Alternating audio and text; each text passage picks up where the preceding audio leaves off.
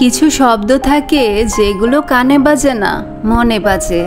যেমন নুপুরের টুংটাং শব্দ, যেটা একসময় ছিল বিরক্তির, আজ সেটাই কারো হৃদয়ের প্রিয়তম সুর। হ্যালো বন্ধুরা, আমি রোকসানা। তোমরা আছো তোমাদের গল্পের ঘর রোকসানাস লাইফ ক্যানভাসে। আজ শুরু হচ্ছে সালমা চৌধুরীর জনপ্রিয় উপন্যাস আমৃত্যু ভালোবাসিত কে এর নবম পর্ব। চলো শুরু করি আজকের পর্ব, যেখানে প্রতিটি শব্দে বাজবে ভালোবাসা, অতীত আর অজানা আবেগের সুরে। পর্ব 9। মেঘ এক ছুটে বাড়ির ভেতরে ঢুকলো। সোফায় বসে গল্প করছিল মালিহা খান, হালিমা খান আর আকলিমা খান। মেঘকে ছুটতে দেখে দৃষ্টি পড়ল সেদিকে। আকলিমা খান ডেকে বললেন, মেঘ কি হয়েছে তোর, এভাবে ছুটছিস কেন? মেঘ সিঁড়ির নিচে এসে থামলো। হাঁপাচ্ছে মেয়েটা, জোরে জোরে নিঃশ্বাস নিচ্ছে আর বারবার দরজার দিকে তাকাচ্ছে। আবির ভাই বলেছে কোথায় যাবে, তারপরও যদি কোনো কারণে বাসায় চলে আসে, এই আশঙ্কায় বারবার তাকাচ্ছে মেঘ। হালিমা খান সূক্ষ্ম নজরে মেঘের পায়ের দিকে তাকিয়ে জিজ্ঞেস করলেন, তুই নূপুর পেলি কোথায়? মেঘ এবার দরজার দিক থেকে দৃষ্টি সরিয়ে মা কাকিয়ার দিকে তাকালো। আকস্মিক বলে উঠল, আবির ভাই দিয়েছে। হালিমা খান, মালিহা খান আর আকলিমা খান তিনজন অবাক হয়ে চোখাচোখি করলো কিছুক্ষণ। মালিহা খান পুনরায় জিজ্ঞেস করলেন, আবির তোকে নূপুর দিয়েছে মা? মেঘ আবার স্পষ্ট দৃষ্টিতে তাকিয়ে একটু রাগি রাগি ভাব নিয়ে বলল, আবির ভাই দিয়েছে বড় আম্মু, তোমার ছেলে না দিলে কি তোমার ছেলের কথা বলতাম আমি? হালিমা খান কয়েক মুহূর্ত নীরব থেকে আবার বললেন, তোর মনে আছে মেঘ, আবির বিদেশ যাওয়ার 6 মাস আগে তোর নূপুরগুলো তোর থেকে আমি নিয়ে নিয়েছিলাম? মেঘ কিছুক্ষণ ভাবলো, তারপর বলল, হ্যাঁ আম্মু মনে পড়েছে। ওই নূপুরগুলো কোথায়? হালিমা খান সহসা উত্তর দিলেন, ওইগুলো তো আমার কাছেই আছে, কিন্তু সেদিন নূপুরগুলো আমি নিজের ইচ্ছেতে নেইনি, আবিরই বলেছিল নিতে। মেঘ চমকে উঠলো মায়ের কথায়, ছুটে এসে বসলো সোফায়। কি হয়েছিল বলো আম্মু, কেন নিয়েছিলে? হালিমা খান একটু ভেবেচিন্তে বললেন, তেমন কিছু না, আবির আমার কাছে এসে বলেছিল তোর পায়ের নূপুরের শব্দ নাকি ওর মাথা ধরে, ঘুমাইলেই তুই দৌড়াদৌড়ি করিস, ঝনঝন করলে ওর মাথা ব্যথা করে, পড়তে পারে না, তাই বলেছিল নূপুর খুলে রেখে দিতে। তাই আমিও আবিরের কথা মতো তোর থেকে নূপুর নিয়ে নিয়েছিলাম। এরপর তুই আর কখনো চাসনি, আমিও আর তোকে দিইনি। 2-1 বছর পর মনে হয়েছিল আমার, কিন্তু বের করে দেখি ওগুলো তোর লাগবে না। এজন্য তোর আব্বুকে বলে রেখেছিলাম তুই চাইলে তোকে যেন নূপুর বানিয়ে দেয়। তখন তো আবির ছিল না, এজন্যই আজকে তোর পায়ের নূপুর দেখে আমরা অবাক হচ্ছিলাম। মেঘ ভাবনায় পড়ে গেল। ছোটবেলায় আবির ভাই নূপুর খুলতে বললে এখন উনি নিজের হাতে কেন পরিয়ে দিলেন? এখন কি ওনার মাথা ব্যথা ভালো হয়ে গেছে? তাৎক্ষণিক মনে হলো আবির ভাইয়ের কথা। তাহলে কি সত্যি আমার চালচলন পর্যবেক্ষণ করতেই নূপুরগুলো দিয়েছেন, নাকি ছোটবেলার কথা ভেবে মনটা নরম হয়েছে ওনার? আকলিমা খান হাসি মুখে বলে উঠলেন, ওসব বাদ দে, শপিং ব্যাগে কি আছে রে মেঘ? মেঘ কাকিয়ার কথায় স্বাভাবিক হয়ে বলল, হিজাব।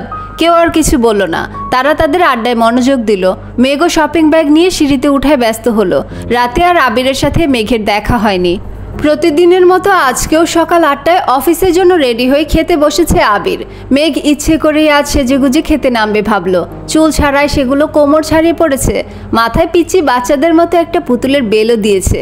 কালো জামা পরেছে, সাথে ম্যাচিং কালো ওড়না, ওষ্ঠদয়ে হালকা গোলাপি রঞ্জকও লাগিয়েছে। সিঁড়ি দিয়ে নামছে। আবির এক পলক তাকাতেই স্তব্ধ হয়ে রইল। মেয়েটা এমনিতেই অনেক ফর্সা, তার মধ্যে কালো জামা পরাতে অসম্ভব সুন্দর লাগছে। সাথে চুলগুলো ছাড়া থাকাতে মায়াবী বিহারীর মতো লাগছে অষ্টাদশীকে। আবির চোখ সরাতে পারছে না, অবিচলিত আখিতে তাকিয়ে আছে অষ্টাদশীর পানে। হঠাৎ তানভীর ডেকে উঠল, ভাইয়া তুমি কি আজ ফ্রি আছো? মনোযোগ নষ্ট হলো আবিরের। মেঘের দিক থেকে চোখ নামালো, তানভীরের দিকে না তাকিয়েই বলল, কেন? আজকে আমাদের হবু এমপির জন্মদিন, উনি তোমার কথা বলেছিলেন। তুমি দেশে আছো জেনে খুব করে বললেন তোমাকে যেতে।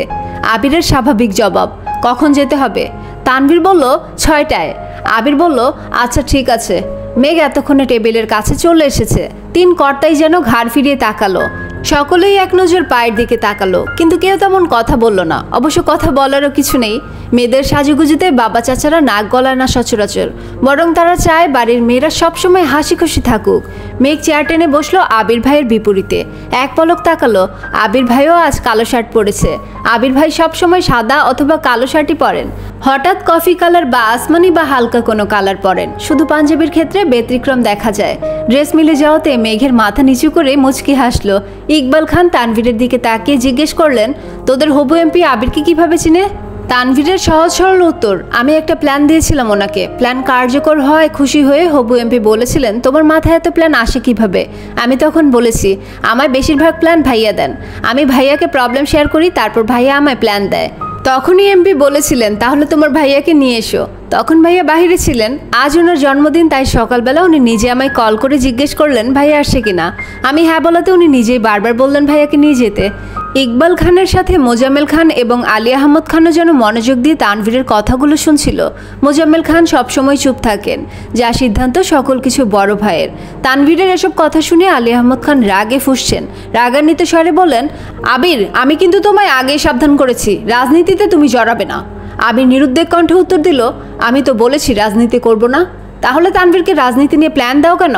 রাজনীতি নিয়ে মাথা খাবাও কেন? আর এমপির জন্মদিনে যেতে এক কথা রাজি হলে কেন? এই বুদ্ধি প্ল্যান ব্যবসায় লাগালে আমাদের ব্যবসাটা আরও এগোতো। গম্ভীর কণ্ঠে একটানা কথাগুলো বললেন আলী আহমদ খান। মেঘ, মিম আর আদি চুপচাপ খাচ্ছে। বাবা চাচার কথায় কোনো মনোযোগ নেই তাদের। মেঘ খাচ্ছে আর মিটিমিটি হাসছে, আবার একটু পরপর আবির ভাইয়ের দিকে পিটপিট করে তাকাচ্ছে। আলী আহমদ খানের কথায় আবির খাবার প্লেট থেকে চোখ তুলে তাকালো। রাশভারী কণ্ঠে বলা শুরু করলো, তোমাদের কয়েক বছর যাবত একটাই সমস্যা, তানভীর কেন রাজনীতি করে? মেন কথা, তোমরা রাজনীতি পছন্দ করো না, কিন্তু আমি মন থেকে চাই তানভীর রাজনীতি করুক, এবং সেটা মাঝপথে ছাড়ার জন্য না। সভাপতি, এমপি, মন্ত্রী পদে পদে নিজের সাফল্য বয়ে আনুক, এবং আমার বিশ্বাস আমার ভাই সফল হবে ইনশাআল্লাহ। কয়েক সেকেন্ড থেমে আবার বলা শুরু করলো, প্রতিটা বিষয় আমরা নিজেরা যখন ভাবি তখন একতরফা ভাবি। মনে হয় আমি যা ভাবছি সেটাই ঠিক, এটা করলে পারফেক্ট হবে, কিন্তু সব দিক থেকে সেটা পারফেক্ট নাও হতে পারে। তাই তানভীর পরিস্থিতি বুঝে নিজে যা ভাবে সেটা আমায় জানায়। যদি ভাবনা ঠিক থাকে তাহলে আমি বলি ঠিক আছে, না হয় আমি সাজেশন দিই, এটা এইভাবে না করে ওভাবে কর, এতটুকুই। এই কথাগুলো তানভীর চাইলে আমায় না বলে তাদের কমিউনিটির লোকজনকে বলতে পারতো, কিন্তু তানভীরের যেহেতু ইচ্ছে সভাপতি হওয়ার, তার প্ল্যান সভাপতি জানলে সে কাজ করবে, তখন তানভীরের নাম থাকবে না। এজন্যই তানভীর আমায় শেয়ার করে। আরেকটা বিষয় হলো ব্যবসা। আমি ব্যবসায় ঢুকেছি মাত্র 1 সপ্তাহ হলো। আমি সব কিছু বুঝে নেই ঠিক মতো, তারপর দেখো ব্যবসায় মনোযোগ দিতে পারি কি না। এমপির জন্মদিনে যেতে রাজি হওয়ারও কারণ আছে। এবার বাবা চাচাদের দিকে এক পলক তাকিয়ে চোখ নামিয়ে বলা শুরু করলো, তোমরা এখন নামি দামি ব্যবসায়ী। এক সময় তোমাদের ব্যবসা অনেক ছোট ছিল, অনেক ঝামেলা পোহাতে হয়েছে তোমাদের। তখন আমি ছোট ছিলাম, তবু যতটা সম্ভব বুঝেছি। বর্তমানে আমি নতুন ব্যবসা শুরু করতে যাচ্ছি। আমারও কাগজপত্র নিয়ে অনেক জায়গায় দৌড়াদৌড়ি করতে হবে। অনেক বিত্তবানদের সঙ্গে ব্যবসার দিক থেকে টক্কর লাগবে। শুধু টাকা থাকলে সব কিছু করা সম্ভব হয় না, সাথে পাওয়ার প্রয়োজন হয়। অনেক সময় পুলিশের থেকেও রাজনৈতিক পাওয়ার বেশি কাজে লাগে। আইনিভাবে যে বিষয় সমাধান করতে মাসের পর মাস লেগে যায়, সেটা বড় বড় নেতাদের একটা কলেই সলভ হয়ে যায়। তানভীরের যেহেতু রাজনীতিতে আগ্রহ আছে, তাহলে সে মনোযোগ দিয়ে রাজনীতি করুক, আমি ব্যবসা সামলাই। তানভীর ভালো অবস্থানে থাকলে আর আমি মোটামুটি পরিচিত থাকলে আমাদের যে কোনো প্রয়োজনে আশেপাশে মানুষের সাহায্য পাবো।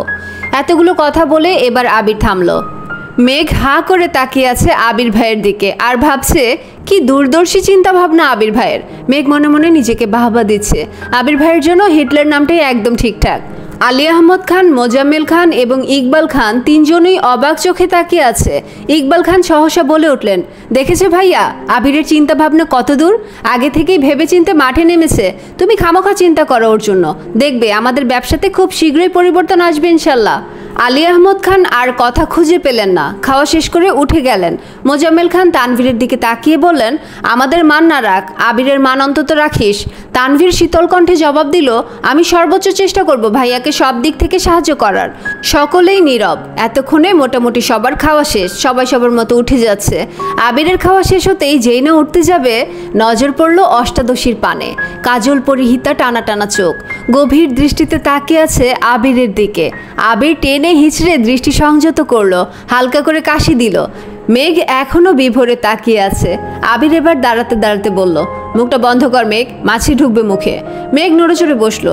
আবির ততক্ষণে বেসিনে চলে গেছে হাত ধুতে। মেঘ নিজের মাথায় নিজে গাঁটটা দিল। ছি, আবির ভাই কি ভাবলো?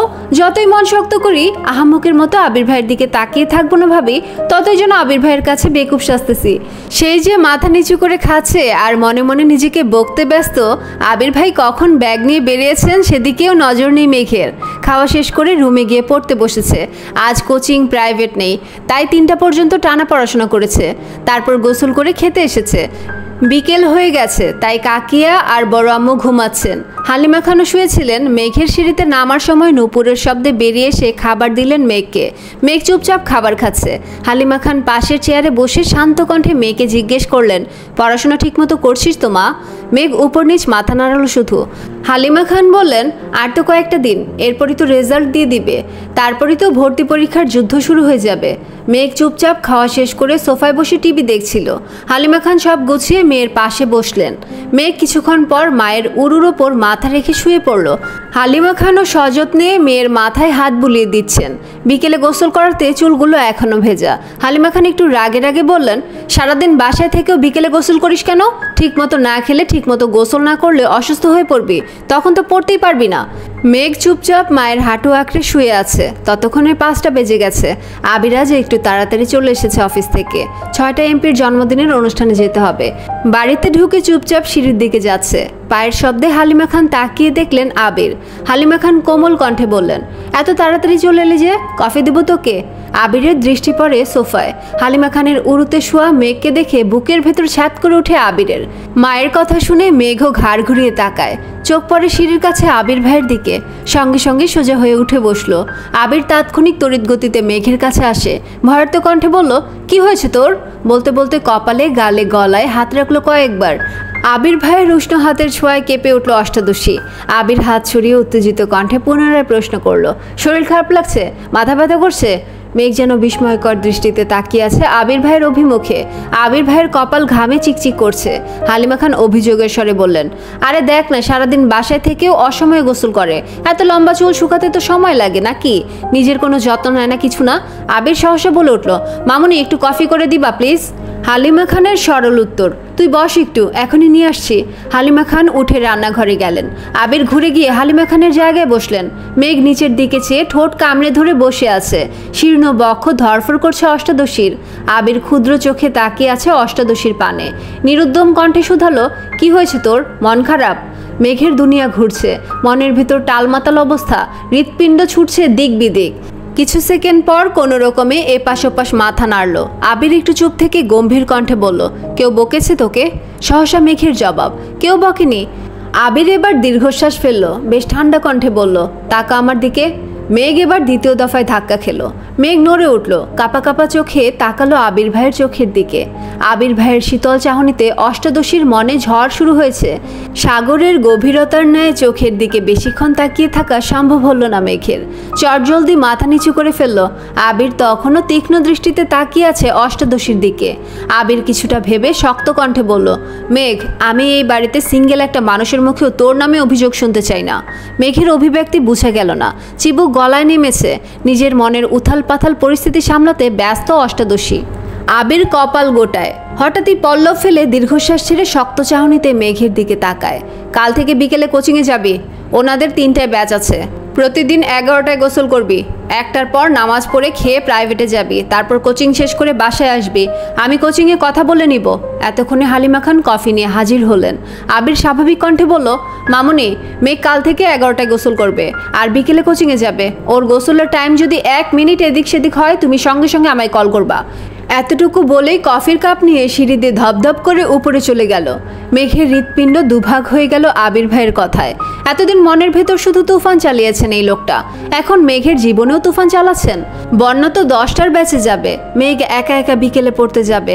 ওখানে তো কাউকে চিনে না, ভাবতেই আহত হলো মনটা। ঠায় সোফায় হেলান দিয়ে বসে আছে মেঘ। হালিমা খান মেঘকে 1 কাপ কফি এনে দিলেন। মেঘ কিছুটা স্বাভাবিক হয়ে কফি খাওয়ায় মনোযোগ দিল। কিছুক্ষণ পর মেঘ সিঁড়ি দিয়ে উঠছে রুমে যাওয়ার উদ্দেশ্যে। তখনই সিঁড়ি দিয়ে ব্যস্ত পায়ে নামছে আবির ভাই। এমপির জন্মদিনের অনুষ্ঠানে যাওয়ার জন্য রেডি হয়েছেন। খয়েরি রঙের শার্ট কোনই পর্যন্ত হাতা ভাঁজ করা, কালো প্যান্ট দিয়ে ইন করা, নতুন সুজুতা, চোখে নতুন একটা সানগ্লাস, চুলগুলো খুব সুন্দর করে স্টাইল করা। এক পলক তাকাতেই মেঘ থমকে দাঁড়ালো সিঁড়িতে। আবির ভাইয়ের এক হাত পকেটে, অন্য হাতের আঙুল বাইকের চাবি ঘুরাতে ঘুরাতে মেঘের পাশ কেটে নেমে গেলেন। মেঘ ওখানেই দাঁড়িয়ে পড়েছে। বডি স্প্রের তীব্র গন্ধে ঘাড় ঘুরিয়ে তাকালো আবির ভাইয়ের দিকে। যতক্ষণ দেখা গেল ততক্ষণ স্থির দৃষ্টিতে তাকিয়ে রইল। বিড়বিড় করে বলল, ওনার যন্ত্রণায় আমাকে পাবনা যেতে হবে মনে হচ্ছে। কিছুক্ষণ পর মেঘ রুমে চলে গেল। তানভীর সারাদিনও বাসায় ফিরতে পারেনি। সেই যে সকালে বের হয়েছিল, সারাদিন নির্বাচনের কাজে ব্যস্ত, বিকেলে বাইরে খেয়েছে, তারপর থেকে জন্মদিনের অনুষ্ঠানের কাজে ব্যস্ত। কোথায় কি রাখবে, কিভাবে করবে, সভাপতি, সাধারণ সদস্য সকলেই ব্যস্ত। অনুষ্ঠান শুরু হওয়ার পর্যায়ে আবির উপস্থিত হলো। আবিরকে দেখে তানভীর ছুটে এসেছে, পরিচয় করে দিয়েছে হবু এমপির সাথে। হ্যান্ডশেক করে মত বিনিময় শুরু করলেন দুজনে। অনুষ্ঠান ভালোই শেষ হলো। বেশ কিছু ছবিও তোলা হয়েছে এমপির ফ্যামিলির সাথে। আবির, তানভীর, এমপির দুপাশে দাঁড়িয়ে কেক খাওয়ানো সহ আরও অনেক ছবি তোলা হয়েছে। সেখান থেকেই 4টা ছবি আবির ফেসবুকে আপলোড করেছে, সাথে জন্মদিনের ক্যাপশন দিয়ে। অনুষ্ঠান শেষে তানভীর বলল, ভাইয়া তুমি কি আমায় বাইকে লিফট দিবা নাকি রিক্সা করে বাড়ি যাব? আবির এক মুহূর্ত ভেবে উত্তর দিল, আজ থেকে যেতে পারবি, সমস্যা নেই। তানভীর খুশিতে আত্মহারা হয়ে গেছে। 10 দিনের মাথায় ভাইয়ের বাইকে ওঠার অনুমতি পেল। বাইক চালাতে চালাতে আবির গম্ভীর কণ্ঠে তানভীরকে বলল, তোর কাছে মেঘের বান্ধবীর নাম্বার আছে? তানভীর স্বাভাবিকভাবেই বলল, হ্যাঁ আছে, কেন ভাইয়া? আবির রাশভারী কণ্ঠে বলল, তুই তাকে কল দিয়ে বলিস কাল থেকে যেন 3টায় কোচিংয়ে যায়। মেঘের ব্যাচ টাইম চেঞ্জ করে দিয়েছি, সাথে তারটাও। কোচিংয়ের লোকের সাথে কথা বলেছি, মেঘের একা একা বিকেলে ভালো লাগবে না। তানভীর চিন্তিত স্বরে বলল, আবার কোনো সমস্যা হয়েছে ভাইয়া? আবির এবার দীর্ঘশ্বাস ফেলে কণ্ঠ দ্বিগুণ ভারী করে বলল, তোর বোন ঠিকমতো খায় না, গোসল করে না, পড়ে না, কত অভিযোগ শুনতে হয়। এজন্য টাইম পাল্টে দিয়েছি, সাথে ওকেও ওয়ার্নিং দিয়েছি। তানভীর আর কিছু বলল না, চুপচাপ দুই ভাই বাসায় ঢুকে যে যার মতো রুমে চলে গেল। রাত তখন 10টা 30। তানভীর ফোন থেকে বন্যা নামে সেভ করা একটা নাম্বারে কল দিল। দুবার দেওয়ার পর রিসিভ হলো। বন্যা, আসসালামু আলাইকুম। তানভীর, ওয়ালাইকুম আসসালাম। বন্যা, কে বলছেন? তানভীর, আমি মেঘের ভাই। বন্যা একটু ভয়ে ভয়ে বলল, আবির ভাইয়া? তানভীরের কিছুটা রাগ হলো, আকস্মিক বলে উঠল, ভাইয়া তোমায় কল দিবে কেন? ভাইয়ের কি খেয়ে কাজ নেই যে তোমায় কল দিবে? ভাইয়া জীবনেও তোমায় কল দিবে না। শুধু তোমায় কেন, কোনো মেয়েকেই কল দিবে না। বন্যা আস্তে আস্তে শুধালো, তানভীর ভাইয়া? তানভীর, হ্যাঁ। বন্যা, কোনো দরকার ভাইয়া? তানভীর, শোনো, কাল থেকে 2টার ব্যাচে প্রাইভেট পড়বে আর 3টার ব্যাচে কোচিং করবে। মেঘও বিকেলে কোচিং করবে, এটাই জানানোর জন্য কল করেছি। ভুল করে আবার সকালে চলে যেও না। আল্লাহ হাফেজ। এতটুকু বলেই কল কেটে দিল তানভীর। বন্যা খাটের উপর টাসকে খেয়ে বসে পড়ল। কিছু ভাবতে পারছে না। কিছুক্ষণ স্থির থেকে তাড়াতাড়ি কল করলো মেঘকে। একবার বাসতেই কল রিসিভ করলো মেঘ। বন্যা, এই পাগল, তোর কি হয়েছে রে? কাল থেকে এতবার কল দিচ্ছি, কোনো খবর নাই তোর। সে যে আবির ভাইয়ের সাথে বাইকে গেলি, কি হলো তাও বললি না। কি অঘটন ঘটাইছিস তুই? মেঘ, আমি অঘটন ঘটাইনি, আবির ভাই অঘটন ঘটিয়েছে। উনি আমার মনের ভেতর ঢুকে আমার জীবনের 12টা বাজিয়ে দিছে। আমার খাওয়া, গোসল, ঘুম সব কিছুর নাজেহাল অবস্থা করে ফেলছে। ওনাকে যতবার দেখছি ততবারই ভেঙে চুরে যাচ্ছি আমি। বারবার নতুন করে ক্রাশ খাই। কি করব বল? বন্যা এবার রাগে বলল, রাত বিরাতে নেশা করা ছেড়ে ঘুমা, বায়। কি জন্য কল দিয়েছিল তা বলতেই পারলো না। মেঘের এসব হাবিজাবি কথা শুনতে তার এখন একটু ভালো লাগছে না। কোথায় সিরিয়াস মোডে কল দিল মেঘকে। মেঘ যেন ঘোরেই পড়ে আছে। মেঘও আর কল ব্যাক করলো না। মেঘ ফেসবুকে ঢুকলো। ঢুকতেই সামনে আসলো আবির ভাইয়ের 3 ঘন্টা আগের করা পোস্ট। ছবিগুলো খুব ভালো করে দেখছে মেঘ। টেনে টেনে বড় করে আবির ভাইকে মনোযোগ দিয়ে দেখছে। হঠাৎই একটা ছবি দেখে মেঘের দৃষ্টি স্থির হলো। আবির ভাইয়ের পাশে কড়া নীল রঙের একটা গাউন পরা মেয়ে। দেখেই মনে হচ্ছে শরীরে বড়লোক বড়লোক ভাব আছে একটা। মেঘের পায়ের রক্ত চড়চড় করে মাথায় উঠেছে। ওই মেয়েকে? আর আবির ভাইয়ের পাশে ওই মেয়ে কি করে? কমেন্ট চেক করতে গেলে মেঘ অনেকগুলো কমেন্টের ভিড়ে ওই নীল জামা পরিহিতার একটা আইডি চোখে পড়ল। আবির ভাইয়ের ছবিতে কমেন্ট করেছে, আপনি অসম্ভব কিউট। ইচ্ছে করছিল আপনাকে সব সময়ের জন্য রেখে দিই। ইচ্ছে হলে বেড়াতে আসবেন, আর সম্ভব হলে ফ্রেন্ড রিকোয়েস্ট অ্যাকসেপ্ট করবেন। রাগে শরীর ঘামছে মেঘের। শোয়া থেকে উঠে বসলো। কমেন্টটাতে অ্যাংরি রিয়েক্ট দিয়ে মেয়ের আইডিতে ঢুকলো। প্রোফাইল পিকটা 2 ঘন্টা আগেই আপলোড করা। কভার ফটোতে হবু এমপির সাথে ছবি, ক্যাপশনে বাবা মেয়ে। মেঘের বুঝতে বাকি নেই এটা এমপির মেয়ে, একটা প্রাইভেট বিশ্ববিদ্যালয়ে পড়ে। মেঘ রাগে ফুসফুস করছে। আবারও আবির ভাইয়ের আইডিতে ঢুকলো মেঘ। জাস্ট নাও একটা পোস্ট করেছেন আবির ভাই, तेरी नज़र ने ये क्या कर दिया, मुझसे ही मुझको जुदा कर दिया। সাথে রাতের শহরে বাইকে বসা একটা ছবি শেয়ার করলেন। মেঘ মনোযোগ দিয়ে ক্যাপশনটা বুঝার চেষ্টা করছে। তার মানে আবির ভাই ওই মেয়ের প্রেমে পড়ে গেছে। ভাবতে নেত্রযুগল থেকে 2 ফোঁটা পানি গড়িয়ে পড়লো। আবারও সেই কমেন্টটা খুঁজতে গেল মেঘ। কি এমন সুন্দর মেয়েটা দেখতে হচ্ছে তো, কিন্তু পোস্টে সব কমেন্ট ঘেটেও মেয়ের কমেন্টটা পেল না। তার মানে আবির ভাই ডিলিট করে ফেলেছে। কিন্তু ওই মেয়েকে কি অ্যাকসেপ্ট করে ফেললো? তারপর দীর্ঘশ্বাস ফেলে নিজেকে নিজে সান্ত্বনা দিতে লাগলো। আবির ভাই তো শুধুই আমার ক্রাশ, ক্রাশ তো ক্ষণিকের। উনিও তো কিছুদিন পর বিয়ে করবেন, তখন তো আমাকে মেনে নিতেই হবে। আমার তো সাহসে কুলাবে না আবির ভাইকে কিছু বলার। মায়ের খাওয়ার থেকে চুপ থাকি, সেই ভালো। এদিকে আবির ভাই বাসায় ফিরে ফ্রেশ হয়ে শুয়ে আছে। একটা ছবি জুম করে শুধু চোখগুলোর দিকে তাকিয়ে আছে আর বিড়বিড় করে গাইছে, मैंने जब देखा था तुझको रात भी हो याद है मुझको तारे गिनते गिनते सो गया दिल मेरा धड़का था किसके कुछ कहा था तूने हंस के मैं उसी पल तेरा हो गया কিছুক্ষণ থেমে আবার বলল तेरी नजरों ने कुछ ऐसा जादू किया लुट गए हम तो पहली मुलाकात में ফাটা বাঁশের মতো গান গাইবার জন্য আমি দুঃখিত সবার অনেক ইচ্ছে ছিল আমি যেন গল্পের লিরিক্সগুলো কবিতার মতো না বলে গান গেয়ে শোনাই তাই তোমাদের কানটা একটু পচালাম যাই হোক এই ছিল আমৃত ভালোবাসি তোকে উপন্যাসের নবম অধ্যায় আজকের অধ্যায় যেন আবিরের নীরব অনুভূতির দরজা একটু ফাঁকা করে দিল কিন্তু প্রশ্ন থেকে যায় যে মানুষ একসময় এই শব্দ ঘৃণা করত সে আজ কেন এই নূপুর নিজের হাতে পরিয়ে দিল এটা কি ভালোবাসার স্বীকারোক্তি নাকি কোনো পুরনো অপরাধবোধের পরিশুদ্ধি তোমার কি মনে হয় কমেন্টে লিখে জানাবে আবিরের এই নীরব পরিবর্তনের পেছনে আসলে কি লুকিয়ে আর ভালো লাগলে লাইক শেয়ার আর সাবস্ক্রাইব করে রাখো তোমাদের গল্পঘর রোকসানাস লাইফ ক্যানভাসকে আজ এখানেই শেষ করছি কাল আবার ফিরে আসবো পরবর্তী পর্বটি নিয়ে ততক্ষণ পর্যন্ত ভালো থেকো সুস্থ থেকো আল্লাহ হাফেজ